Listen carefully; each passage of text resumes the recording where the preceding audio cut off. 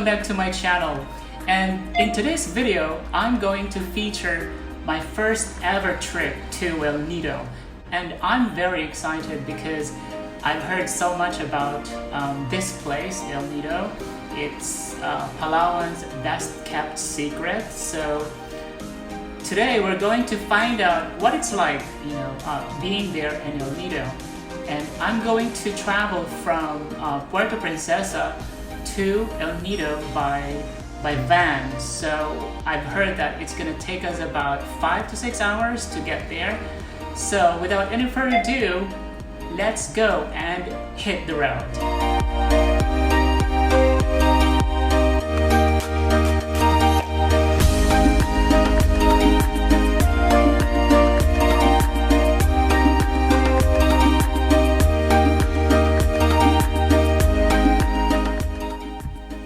After 6 long hours of traveling, we finally get to El Nido. It was raining and windy when we get to the town.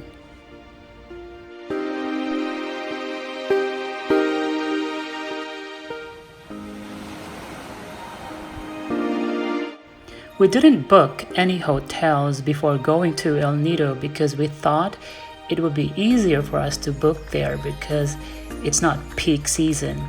And our tricycle driver recommended a place called Cheslek, and this hotel is nearby the beach.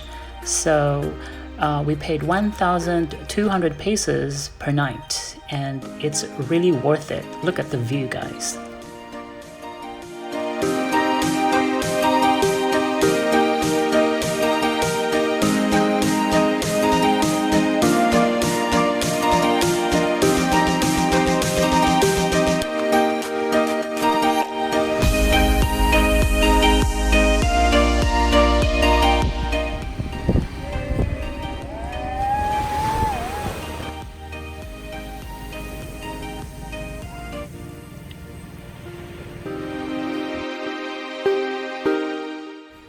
After we checked in the hotel, our tricycle driver took us to Nakpan Beach.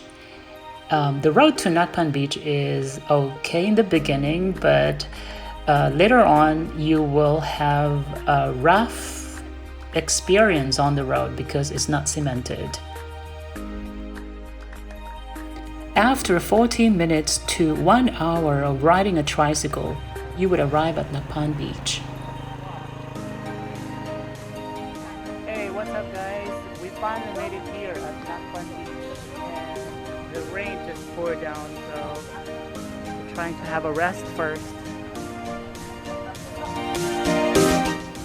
We didn't take any lunch with us when we go to the beach, but we noticed that there are several restaurants that cater visitors, so you don't have to worry if you didn't take any food with you. So we had lunch by the beach. It's awesome.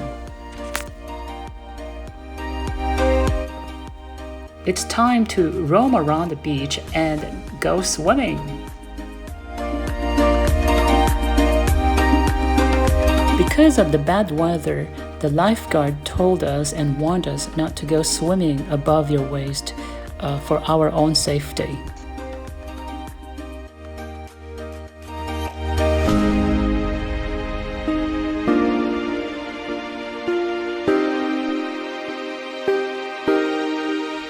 Later that night, we decided to have dinner outside, and we found this nice restaurant called IBR Restaurant. So you guys, if you want to find a cheap, nice food, go to that restaurant. It's worth it.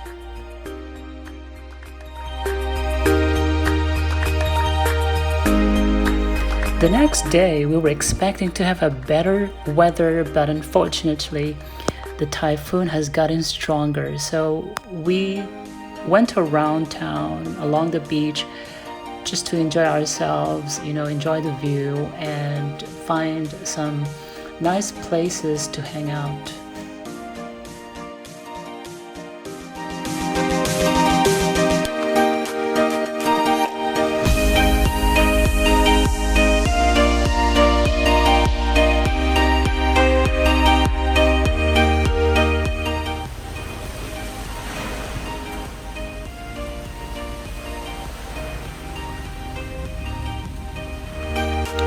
On our third day, it seems that the weather is not really cooperating because nothing has changed. It has been raining and raining and windy. So we decided to pack up our things and go back to Puerto Princesa to meet my relatives.